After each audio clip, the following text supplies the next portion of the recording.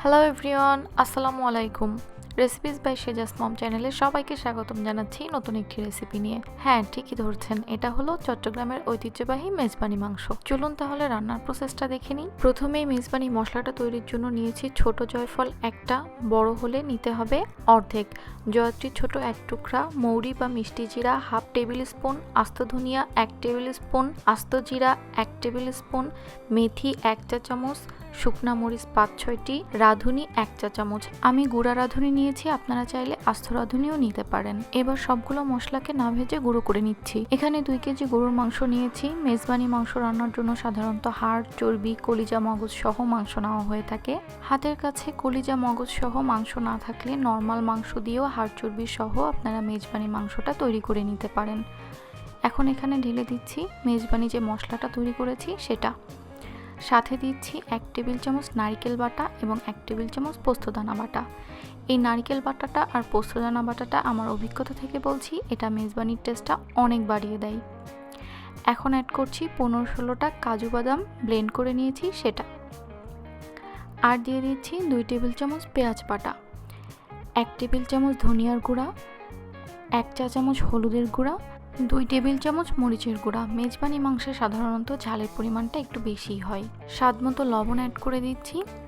গোটা মশলার মধ্যে দিচ্ছি এখানে 3টি তেজপাতা ছিঁড়ে রেখেছি, 5-6 টুকরো দারচিনি, 5-6টি সবুজ এলাচ, 15-16টি গোলমরিচ, 2টি কালো বড় এলাচ, 2টি স্টার ইনিস, 10-12টি কাবাব চিনি।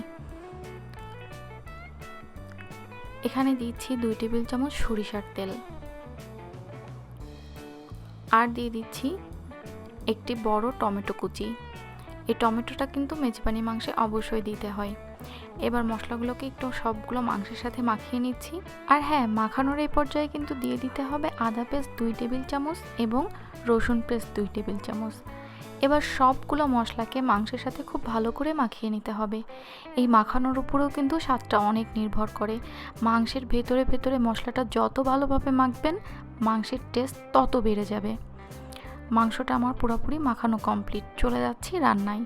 এবার একটি পাত্রে আমি এখানে আধা কাপ পরিমাণ সরিষার তেল ব্যবহার করেছি। এটা হালকা গরম হয়ে আসলে পেঁয়াজ কুচিটা দিয়ে হালকা একটু ভেজে নিচ্ছি। আপনারা চাইলে এই পেঁয়াজ কুচিটা মাংস মাখানোর সময়ও ব্যবহার করতে পারেন, কিন্তু তেলে পেঁয়াজটা একটু ভেজে নিয়ে তারপরে মাখানো মাংসটা দিলে মাংসের টেস্টটা অনেক ভালো হয়। এবার ওই যে মাখিয়ে রাখা মাংসটা দিয়ে দিচ্ছি। মাংসটা কিন্তু আমি মেরিনেশনে রাখিনি, মাখানোর পরেই সরাসরি রান্নায় চলে এসেছি। এবার মাংসটাকে খুব ভালোভাবে একটু নেড়ে নিচ্ছি। মাংসটাকে কিন্তু প্রথমে পানি বাদে ভালো করে কষিয়ে একটু ভুনে নিতে হবে। আমি ঢাকনা দিয়ে অপেক্ষা করছি 10 মিনিট। 10 মিনিট পরে দেখুন মাংস থেকে অলরেডি পানি বের হতে শুরু করেছে।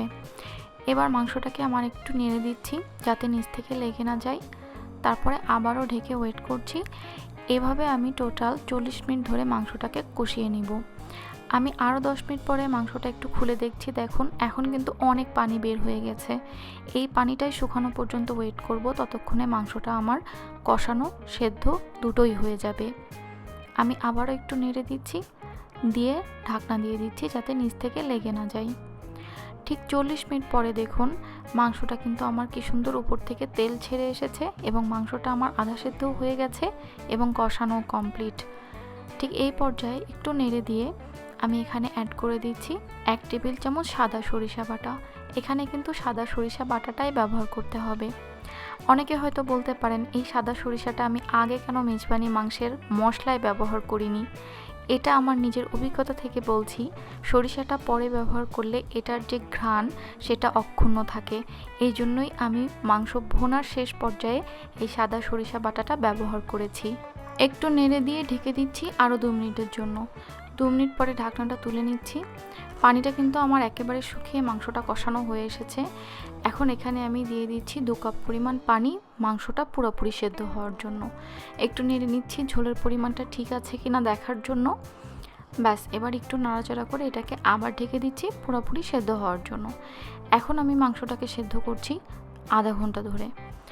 আধা ঘন্টা পরে আমি ঢাকনাটা তুলে নিয়েছি। এর মাঝে আমি আরও 2-3 বার নেড়ে দিয়েছিলাম যাতে নিচ থেকে লেগে না যায়। এখন একটু লবণটা টেস্ট করে লবণ প্রয়োজন হলে আরেকটু লবণ অ্যাড করে দিতে পারেন। দিয়ে দিচ্ছি সাথে 4-5টি কাঁচামরিচ দিয়ে ঢেকে দিচ্ছি আর 10 মিনিটের জন্য। ঠিক 10 মিনিট পরে দেখুন মাংসটা কি সুন্দর তেল ছেড়ে এসেছে। মাংসটা কিন্তু আমার এখন একেবারে রান্না কমপ্লিট। এই পর্যায়ে দিয়ে দিচ্ছি হাফ চা চামচ ভাজা জিরার গুঁড়া এবং হাফ চা চামচ গরম মশলার গুঁড়া। এটা অপশনাল, হাতের কাছে থাকলে দিয়ে দিতে পারেন, এতে মাংসের স্বাদ অনেক বেড়ে যাবে। এবার ঢেকে দিচ্ছি আর 2 মিনিটের জন্য, তাতে ঘ্রাণটা মাংসের মধ্যে খুব ভালো মতো ঢুকে যাবে। ঠিক 2 মিনিট পরে নামিয়ে পরিবেশনে চলে এসেছি। দেখতে পাচ্ছেন কত সুন্দর এটার টেক্সচার এসেছে। এটা দেখতে যেমন সুন্দর হয়েছে, খেতেও তেমন অসাধারণ। এই ঈদে আপনারা এটা বাসায় তৈরি করে দেখুন, ভালো লাগবে অবশ্যই, স্বাদের গ্যারান্টি দিচ্ছি। ভিডিওটি ভালো লাগলে একটি লাইক দিবেন, আর ভিডিওটি সম্বন্ধে কোনো মতামত থাকলে আমাকে কমেন্ট করে জানাবেন। আর আরও নতুন নতুন সব রেসিপি পেতে আমার চ্যানেলটি সাবস্ক্রাইব করতে কিন্তু ভুলবেন না। ভালো থাকবেন সবাই। আল্লাহ হাফেজ।